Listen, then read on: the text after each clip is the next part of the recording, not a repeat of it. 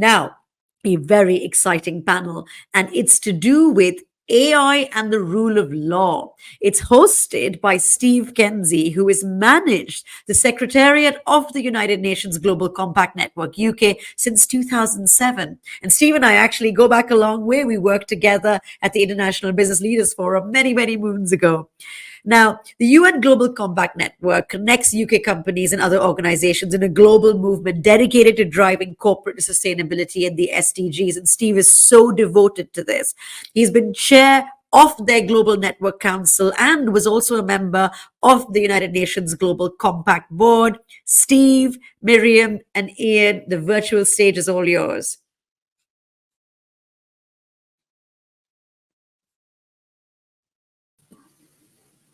There we go. Hi, Shivi. Great to see you again. It's a real pleasure. It's been a long time. And thanks very much for that very kind introduction. And I don't have a lot of preamble for this session. I'm keen to just get stuck in. We're going to be talking about one of the most important SDGs, Goal 16. And it's important because it provides a foundation, I think, for achieving all of the other SDGs. We need to have peace, justice, and strong institutions if we're going to achieve the full SDG agenda. And more, it looks like AI has an important role to play in helping us to do all that. And so we have two fantastic expert speakers are going to join me to talk about AI in this space. And so can we have Ian and Miriam join me? I hope. It's going to be a very long session while we wait for them.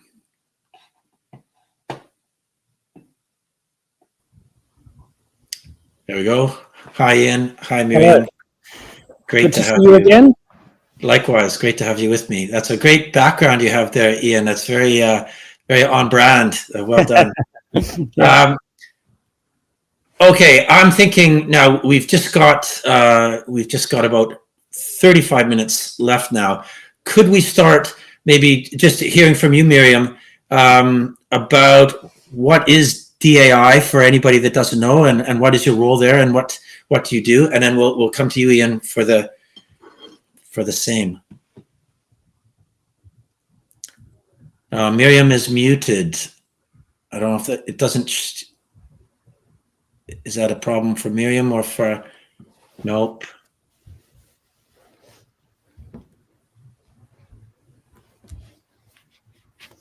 Okay. Nope. How about we keep moving on to Ian while you when we hear a noise, we'll know you're with us. Ian, I think there's just something a little bit foundational maybe, and just no one knows more about rule of law than you. How about a definition? So first, maybe quickly, your role at RELX at LexisNexis, and then maybe some background on what is rule of law, and then we can move into the AI side of it. Yeah, very, very quickly about me. So I'm the General Counsel at LexisNexis, have been, and will soon be giving up that position, but retaining my position as President of the LexisNexis Rule of Law Foundation.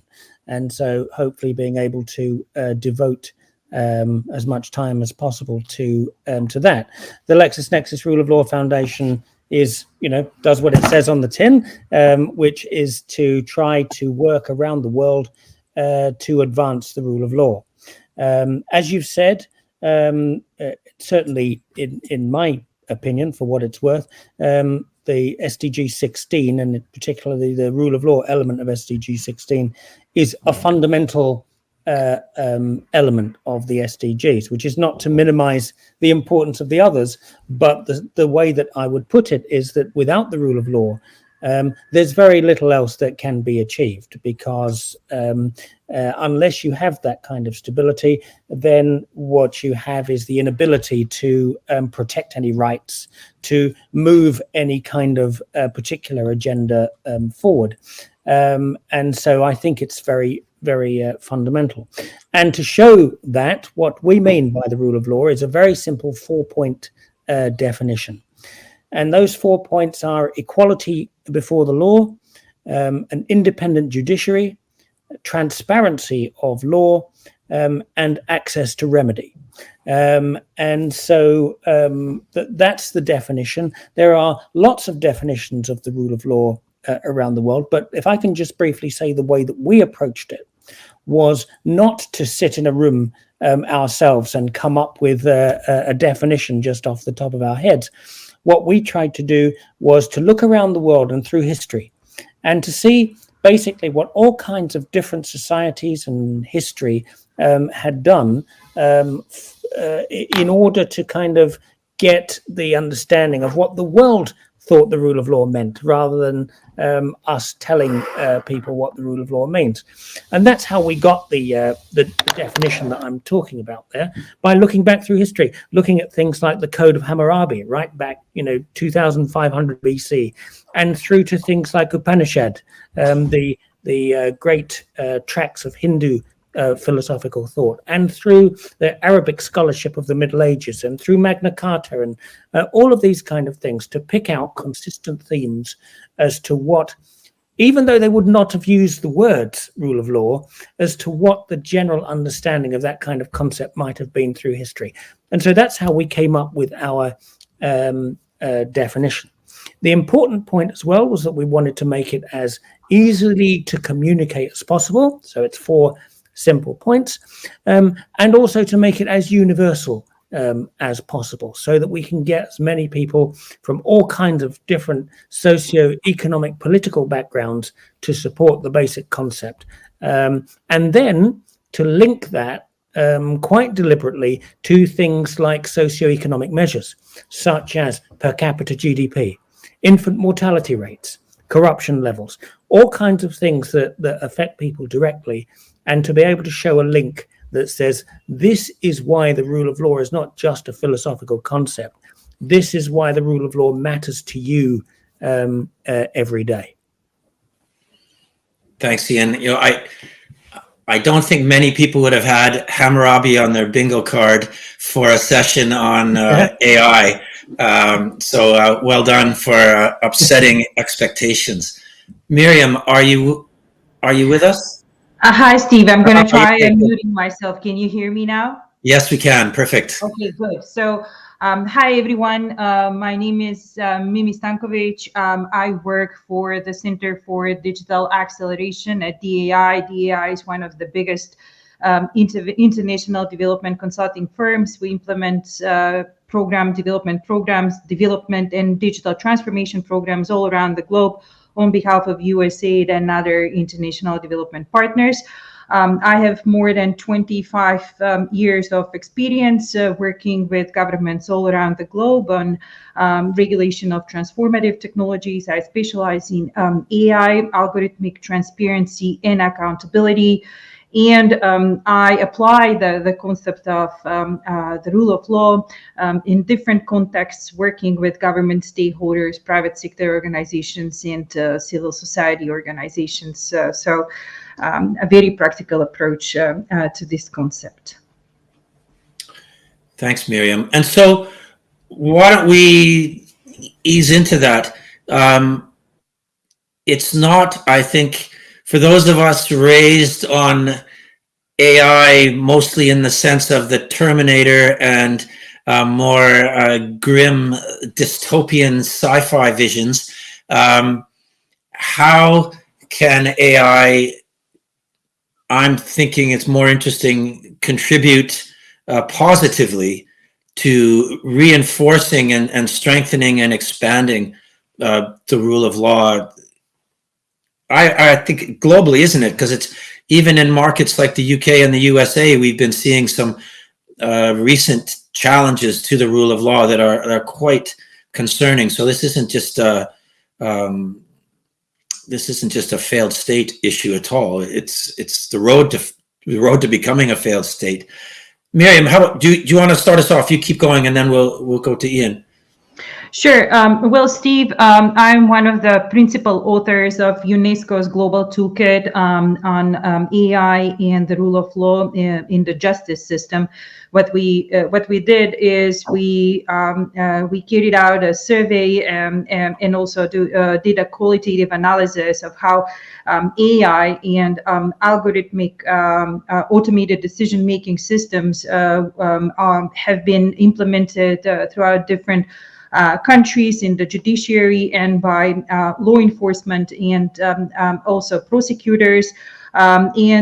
We see that in a number of countries, not just in the United States, UK, but also the Netherlands, different countries of the European Union, countries in Eastern Europe, Brazil, Argentina, we have either courts or judges at institutional level, but also professionally using different types of AI. I would like to start the conversation by highlighting these facts.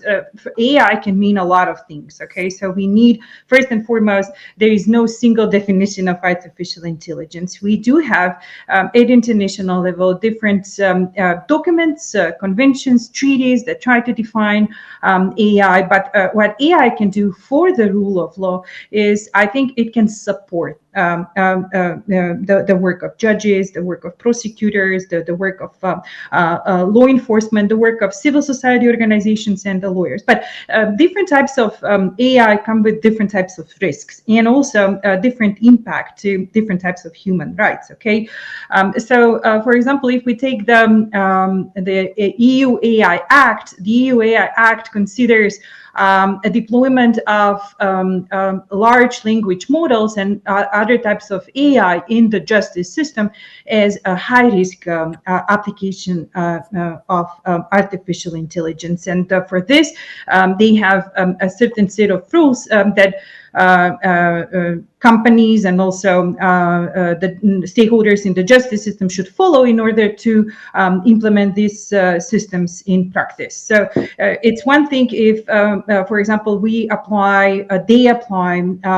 implement a system that does not have self-learning capability, and it's a totally different thing if, for example, they apply generative AI in their work that hallucinates, that comes with a number of challenges. And I will stop here. Thanks, Miriam. So, Ian, over to you. I think good idea from Miriam to define AI a little bit more. So great to hear how you see it and how it's being defined in your work, and then how it's being applied. Yeah, I suppose one of the just to add to my own opinion to that discussion of definitions, it's really important, I think, it can be important to decide what we mean by AI. And I think that's an ongoing debate. And one of the classic expressions was the Professor Turing's idea of basically the imitation game, that a definition of artificial intelligence is, would a human be fooled into thinking that they were dealing with another human instead of a machine?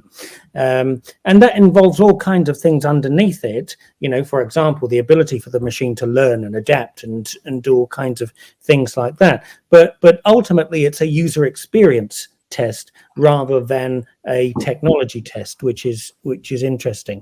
And of course, with recent developments, what many people are talking about as being artificial intelligence, they mean things like the large language models, which is the ability for the technology to manipulate language. And again, it's important to realize what it's doing there. It's a statistical modeling system. It's not a system of comprehension. The AI does not understand the meaning of the words. What it does is it understands how words are associated with other words, and it uses that statistical modeling in order to predict the next most likely word. Yeah. So again, it's about kind of what we mean by AI. Now, that's not to underpin it. The reason why it's been made possible is the massive expansion in processing power that enables these huge systems to operate, and the massive expansion in super fast connectivity, which enables this information to move around very quickly. So that's fantastic. Now we move into so how can it be deployed? How can it be used idea? The ability for natural language usage of AI is, of course, massive, because that's what, by and large, the legal profession does. And, we're talking about very often the legal profession as it interacts with the rule of law. So there are huge opportunities for benefits as well as potential risks by its use. And the analogy I use about this is that the AI, as I've just said, doesn't know the use to which it's being put. It's like the atom. The atom doesn't know whether it's being used to make an explosion or to generate electricity. That depends upon the use to which we put it. And so, but the potentials are its ability to absorb and analyze and summarize massive quantities of information, which has the potential to mean that information won't be missed, for example, in the legal profession, helping the justice. It has the ability to sift through huge amounts of documentation, which may help judges. It may even have the ability, when we eventually get comfortable with it, of being a robo-judge and dealing with simple claims, which can be dealt with on documentation alone. Now, some people are frightened by that, because the issue that we've just heard before, which is about how do we know that the decision was taken for the right reasons. I think that eventually that will be a bit of a red herring. I think what will be important is its output. So in the same way that I would ask a human judge, I have no idea why you came to your decision, except for what you told me. I can't audit your head. So instead of going down that kind of pathway, let's concentrate on its output and the kind of things it decides. And this is where the importance of humans in the loop comes in. Yeah, we have to maintain a monitoring, supervisory relationship over what it does, and particularly the legal profession, the judiciary as well. We cannot say that we are giving up our expertise and handing it all over to a machine, whereas instead what we need to be doing is applying the ethics, applying the rigor, making sure that what it's doing is the right output for the right reasons, etc. And so this is the way I think there's enormous potential, but of course part of the problem is some of the downsides, which is the potential perpetuation of bias. For example, which can be a risk, because it's simply absorbing information. And if it absorbs a lot of bias, it will reproduce a lot of bias, unless and until it's trained otherwise. So there are risks. There are, I think, huge potential benefits, one of which, for example, just to give you a quick example, I was in the fortunate position of being able to talk to a member of the Brazilian Supreme Court. And he said to me, we have 400,000 cases on our docket. Yeah, that means, to all intents and purposes, it's impossible. Most of those people will never see justice delivered. Yeah, there is therefore a huge opportunity for AI to help the judicial process in order to speed up a lot of that and give people more access to the remedy that's point 4 of our rule of law definition. Thanks, Ian. Miriam, do you want to weigh in on anything that Ian said? And then I'm keen to get more drilling down. I'm curious to know exactly what, and I know it would be difficult, but what is a judge? How are they going to use AI today in practical terms, perhaps? And then where do we think we're going? Where's the limits to this technology? Yeah, so I agree with Ian. AI has significant potential to transform various aspects of the justice system, the judiciary. it can process vast amounts of data, and it would support judges and other stakeholders in the justice system to make decisions, more informed decisions. The artificial intelligence systems also can streamline processes. They can make services more accessible and affordable. And also a trickier part is when stakeholders in the justice system, such as law enforcement authorities, use AI to help them identify patterns of behavior, and this would lead eventually to crime prevention and improving public safety. But as Ian also mentioned, AI systems, they come with a lot of risks and challenges, and I think raising awareness and educating the stakeholders of the justice system regarding these challenges and risks, but also about the opportunities, how they can use AI either for natural language processing. For example, in India, the Supreme Court uses an AI system to support them with natural language processing, so that cases are translated from English into 9 local languages, and this is a time saver. It raises productivity and it enables access to justice.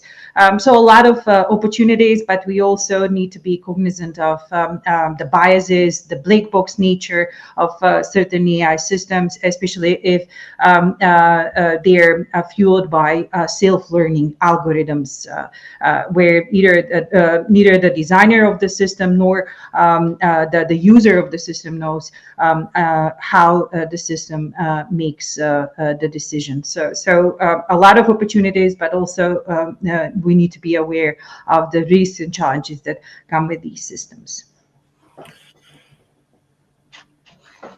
I took away from what Ian was saying that we could sort of introduce more AI into the lower courts, but we would still need human appellate judges to provide oversight. Is there a risk that we're just shifting the workload? And again, since I'm not a lawyer, I guess I'm curious to understand. I do understand that there are constraints on what aspects of any given case an appellate court is allowed to review. So does that make it work, or is that, are we getting too far ahead of ourselves with this notion that AI would be making decisions or influencing decisions of lower courts just yet? Well, I've got sort of 2 things to say to that. First of all, if we consider that the AI experience we're going through now is what you might call the 4th industrial revolution. That's, very often that's how it's been referred to in academic circles. But if you look at the previous 3, each time an industrial revolution has come along, the general result of that has been to basically move humans up the value chain.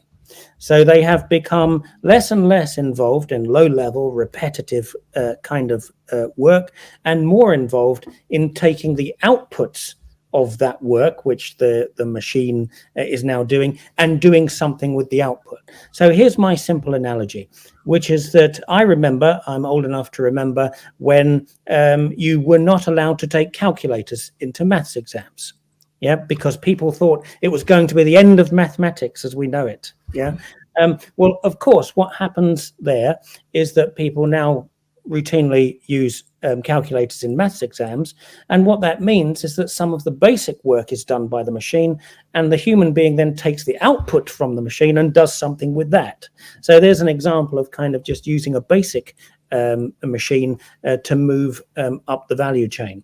And I think that that's how we should look at the moment anyway, at this, which is basically to say that a lot of basic kind of work that computers are far better at doing than humans will be done by computers, and then it will be down to the humans to kind of move themselves up the value chain and do something with that output. But I just want to kind of leave that thought with a suggestion, which is that eventually we will or may become so comfortable with the way that AI operates that we do end up trusting it to come up with judgments on basic cases instead of humans, because that's the world that we live in. When you look now at how the world has changed following the internet, and how people have adjusted quite naturally to the different way of working and living as a result of what happens on the internet, I can foresee a situation where people will become eventually so comfortable with certain aspects of AI that they will just simply take it as read, that it will be the AI that's handling that kind of thing.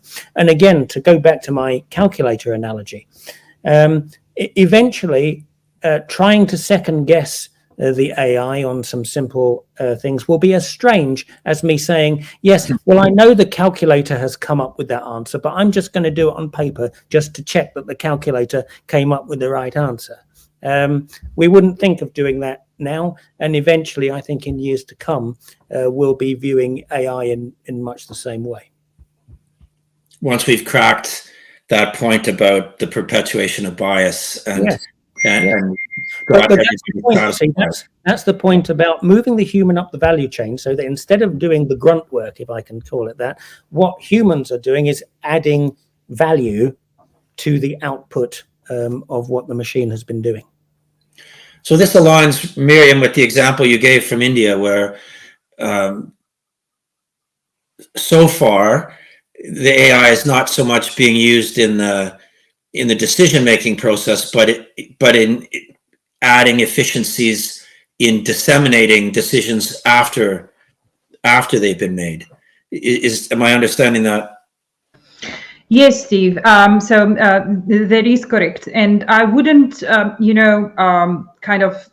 just classify the use of AI in accordance with whether it is used by an upper appellate court or primary basic court, but more in terms of the complexity of the system. Okay, so whether it is, we're talking about generative AI, and generative AI today is omnimodal, so it can generate text, it can also generate audio, it can generate both text and audio.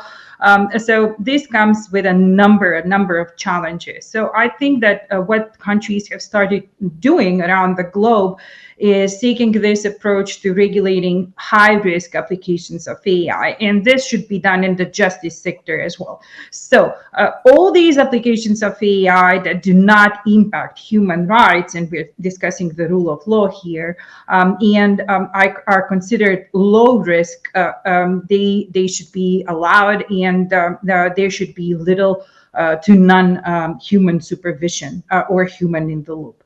But if, for example, the court as an institution or the judge as a professional, they decide to use generative AI, for example, they should be aware of the challenges and risks. And there are a number of human rights impact assessment frameworks that could be used in this way to ascertain that the system that is being deployed in the justice system is free of bias, and there are types of explainable AI or so-called white box AI that can be used in this regard. So I think the most important thing is not to ban or forbid or shy away from using different types of AI systems, but just raising the awareness among justice stakeholders about the opportunities, but also challenges and risks that come with different types of AI. I would highlight that aspect once again. And one framework that I find really helpful in this regard is the fundamental rights impact assessment framework that has been developed by the Dutch Ministry of Interior, that goes through the whole life cycle of the AI system and looks at different human rights that can be affected by this system. And this could be used by judges, this could be used by government officials if they decide to use AI in their work. I would say for the time being, let's use AI systems to support our work, but be aware of the challenges and risks that come with these systems.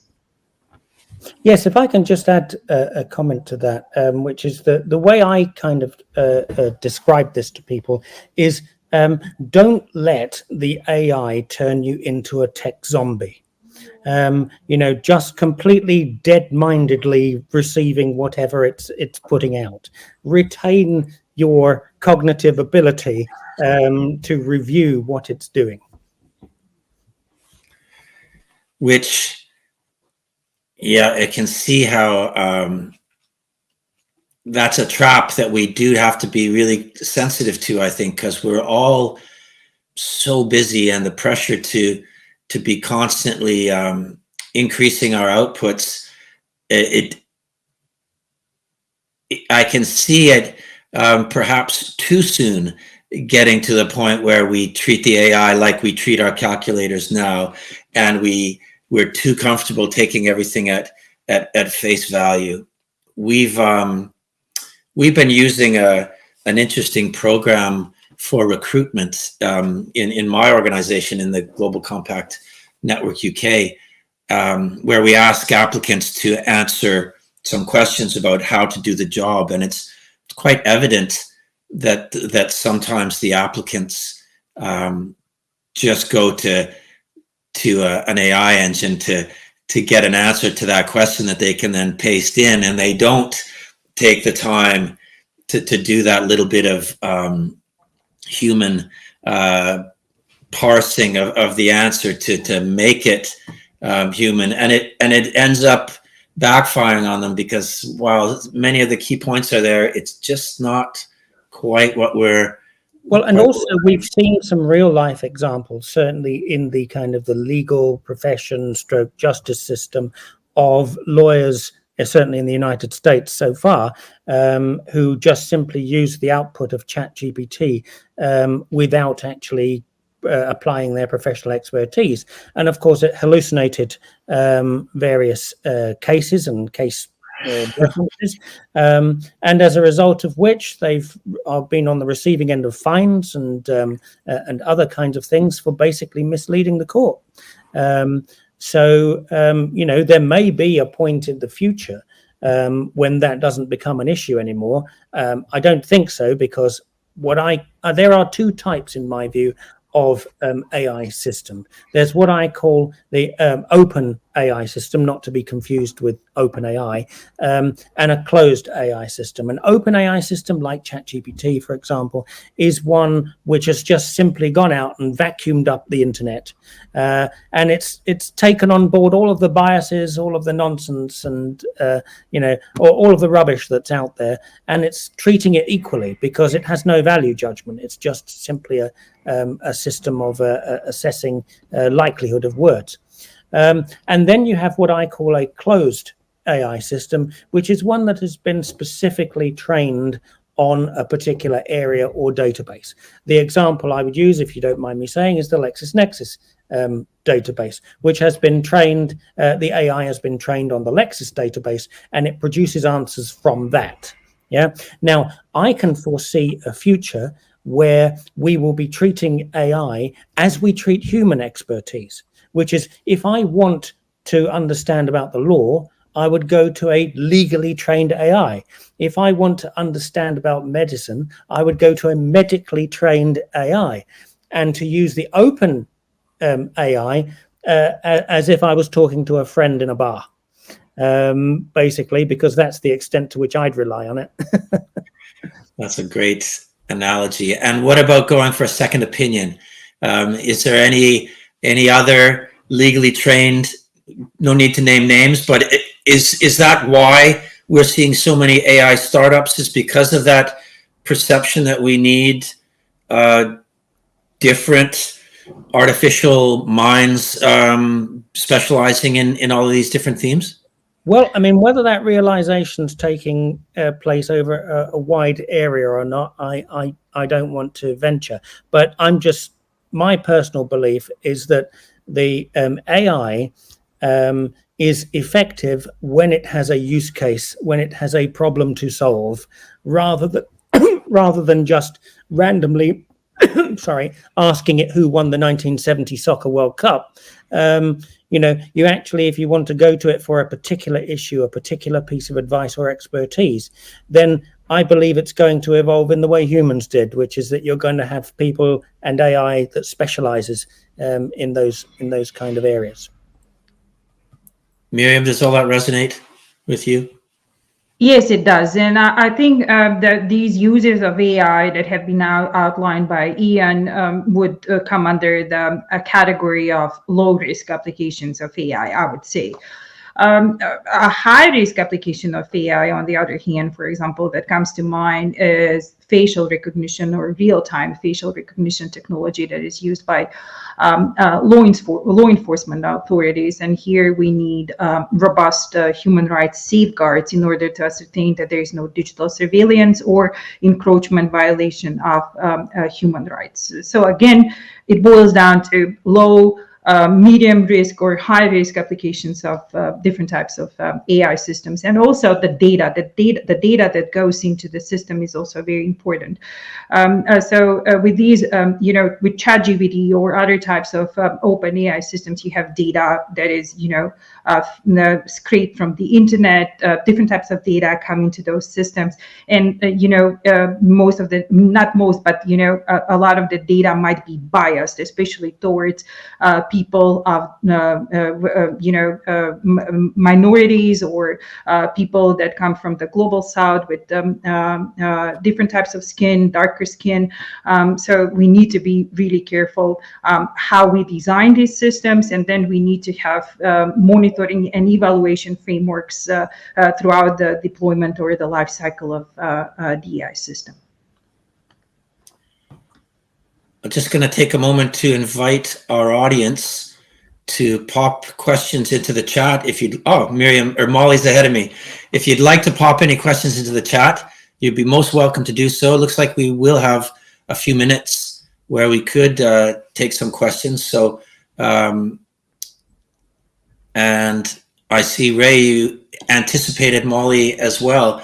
So maybe we could, well, before I'll give you a moment to ponder Ray's question about who will be checking the experts and will we be doing audits, or how will that work? But Miriam, I'd like to just circle back to you on this high risk applications, because I saw just yesterday in the news that the Paris security services are planning to use facial recognition software for the Olympics. And so I'm thinking that, as in all things, there's a balance of risks here, and I'd like to try to understand what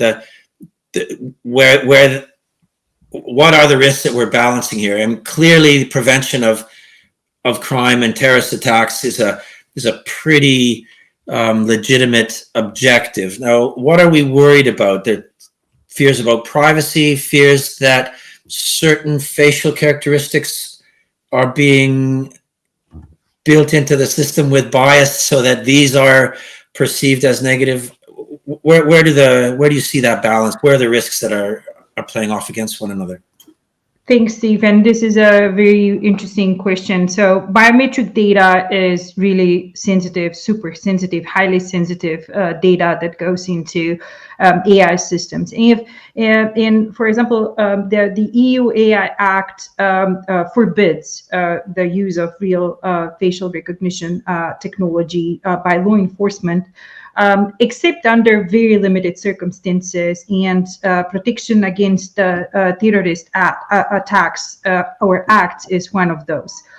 So I think that, given the example that you gave, I think that this is really important to bear in mind, that even we don't need national regulation for this. We do have the International Bill of Human Rights that comes with certain limitations to the right to privacy in the digital environment. And this has been confirmed also with a number of documents which were issued by the UN Human Rights Council.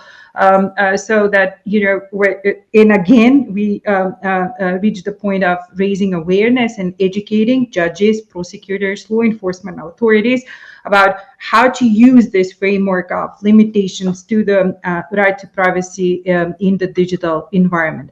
And using AI systems, especially facial recognition technology in real time, comes with a number of, privacy and freedom of expression issues, especially for people of color, because most of these facial recognition technologies have been trained on data that comes from white male faces. So when people that are different from white male come in, sometimes in front of the camera, the system is not able to recognize or make some mistake in wrongly identifying that person as a person of interest. And this has happened throughout the globe. We have a number of instances in the United States when people have been incarcerated because of the use of facial recognition technology by law enforcement. So we really need to be careful how these systems are deployed, and work with law enforcement authorities, judges, and different stakeholders from the justice sector to raise awareness about these issues. Thanks, Miriam. If I could just point out Sure. something that might be a consideration, is one thing to remember is that biometric storing is not new or unique to artificial intelligence systems.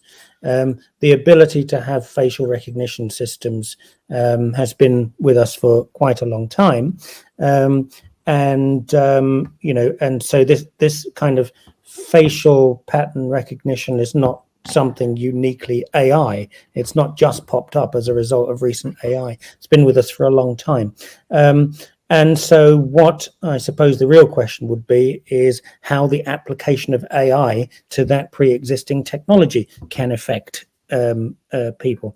The other thing I would point out as well is that although the European Union has kind of rushed in European Union terms to deliver the AI Act, it's still very, very vague.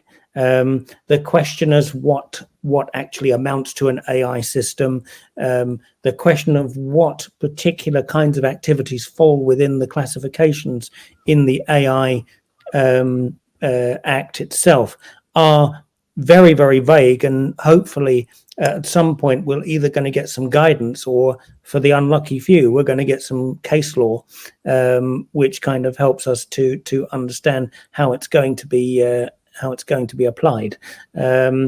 So there is some kind of worry there as to whether a particular activity or technology or process would fall within the Act or not. But the encouraging thing for those people in the European Union is that we've had GDPR for years, and so there should be some element of understanding that you have to be careful about the way that personal data is used. Thanks, Ian.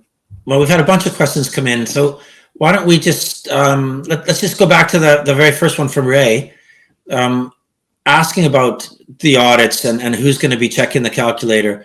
Can we obviously say no, Ian, if it's proprietary, but an opportunity to sell us more on the LexisNexis system. How are you checking your work there?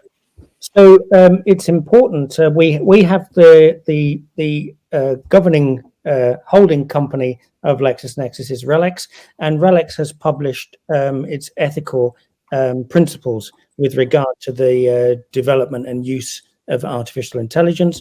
Part of that is what's referred to as humans in the loop, human supervision over not just the operation, but its development too. How is it being put together? What is it intended to achieve? And then ensuring that matches what your objective was to begin with. Very important. I think leading the way there. These ethical principles came in before any legislation did. So I think that's really important. That's effectively how you're going to do it, in the same way that the principle of privacy by design is an important element in the privacy world to the handling of data. So what's referred to as human in the loop involves not just a person checking the outputs. It involves people making sure that the way that it's developed is the right way. which is very difficult, by the way, because eventually AI will become very, very complicated. It will start to learn and it will develop beyond its base level of programming in all kinds of ways that I imagine people wouldn't have imagined when they started. But, you know, having a way to monitor when that is happening, I suppose is important. Now you're taking us into iRobot and Terminator territory with that last bit. Miriam, in your experience, is the LexisNexis approach typical in the AI sector? Is that uniquely best practice, or is that something that we should take comfort that the sector is in fact checking its work properly and it depends where you come from and where you operate, but I think that most of the serious software ICT companies, they do have robust auditing systems for the whole life cycle of the AI technology. And then when these systems are also used by different stakeholders in the justice system, there should be public-private partnerships where the private sector would support the implementation of the AI system by, for example, by the Supreme Court of a country or by different stakeholders of the justice system. And then going one step further would be it's good to have these auditing systems. Then you can have certification systems, and also I would say that there are a number of countries that have started implementing these human rights impact assessment frameworks, where firms should look into how the AI technology through the life cycle impacts certain types of human rights. Are you aware, is ISO or any of the big standard setting bodies working on establishing standards for auditing the outputs of AI? Yes, so IEEE, ISO, they are working on these standards. Also, there are a number of initiatives from UN agencies where we see they come up with different frameworks for responsible AI impact assessment or auditing. So these can be used as well. Now, there's a question from Margarita and a question from Allison, and I sort of see them as being kind of taking us into the same place.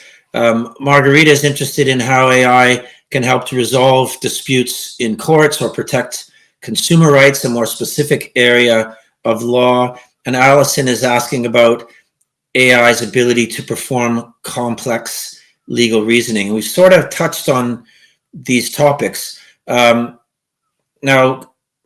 my impression from our conversation is that AI is not there yet, and that we don't have a lot of AI happening in the judgment layer of the legal system yet. But I suppose that's kind of the question, is there's a perception, I think, that is the direction of travel, that we spoke of the massive backlog of cases in the justice system. And I think that, back to that idea of balance, justice delayed is justice denied. And if we can't deal with that backlog, so maybe there's a little bit of a trade-off to be accepted that some AI decision-making to get decisions made might be worth the cost. Ian, you've unmuted. Can I let you comment on this first, and then we'll come to Miriam? Immensely kind of complicated question, but let me give it a go. So in the first point, which is how AI can help to resolve disputes in court, I think we touched on that before, which is the ability to provide massive amounts of analysis very quickly and very conveniently. Now, I can see, for example, stage one if I can put it that way, being the AI producing very helpful, very fast summaries of the written evidence, written papers, for a judge to be able to make decisions on them much more rapidly. Now, one of the advantages of that, of course, is that the AI doesn't forget. It will remember every aspect of the data that it's absorbed and be able to produce summaries in respect of the points. That's a possibility as one example of how it might help to resolve disputes in courts. With regard to the AI's ability to perform complex legal reasoning and make fair decisions, I suppose the second part of that is as much a moral question, a philosophical question, as it is a technology question. As I said before, in my view, the large language models of AI don't reason. That's not the way they work. What they do is make statistical predictions about the next most likely word.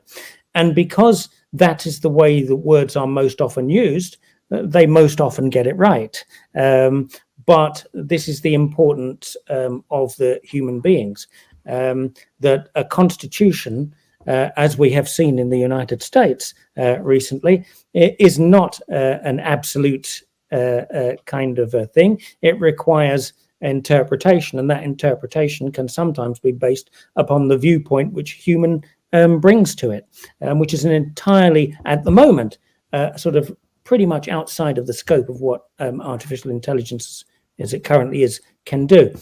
But I would just kind of leave you with this big caveat, which is to remember that artificial intelligence at the moment is the worst that it's ever going to be. Right? It's only going to improve from here. So how it kind of develops in the future, you know, we can all have fun kind of being futurists and speculating. But what's incredible is what it can do right now, given that this is the worst that AI will ever be. That's a very thought-provoking statement. Thanks, Ian. Miriam, we're down to barely a minute left. If you could leave me with maybe 10 seconds to say thanks at the end, would you like to comment? Sure. I'm just going to mention that, as I already highlighted, there are different uses of AI, different types of AI. Right now, we are not at the stage when we should be using AI for predictive analytics or predictive justice, because it's full of bias, especially towards marginalized groups. There are instances where AI has been used for dispute resolution, such as in Canada, in Australia. So a number of countries and municipalities are using AI systems for dispute resolution, but not for predictive justice. Over to you, Steve. Thank you, Miriam. And thank you, Ian. This has been a really interesting conversation. I feel I came in feeling like I didn't know much about AI, and now I sadly feel like I know even less, because you've just broadened my world of AI into corners that I had not previously been aware of. So yeah, thanks for that. Thanks very much for everybody in the audience for your comments, most appreciated. Thanks, Molly and Marcia in the background, for organizing today and for inviting me to join you. It's been a real pleasure to be a part of Inspiration Day. And now I'm happy to hand back to Shavi, and I wish you all a great afternoon or evening, wherever you might be. Thank you. Steve, thank you for very expertly navigating that. There was so many interesting touch points there. For me, that was a really riveting discussion. I was making copious notes as you spoke, which is always a good sign. Much to hear about trust in AI when it comes to the law, questions around auditing the outputs of AI. What can you trust? What do you need to verify? And of course, the foundational aspect of generative AI, what is the data that it's based on? I talk about this a lot in my own keynotes. It's tricky to trust the transparency and accountability and what they call explainability in AI without knowing what is the response that some of these GPT systems are giving you, because there are many of them, not just the one that we all know of. And when it gives you some output, the danger of trusting it blindly. I speak a lot to the education sector about that. So that was absolutely fascinating. And some burning questions as well in there about in the future, will we treat AI the same way we treat human expertise? Ian made that point. Would we go to a legally trained AI system, and would we do that for healthcare, for example? Would you trust a diagnosis, for example, from a digital doctor, meaning an AI text bot, knowing that there wasn't a person there?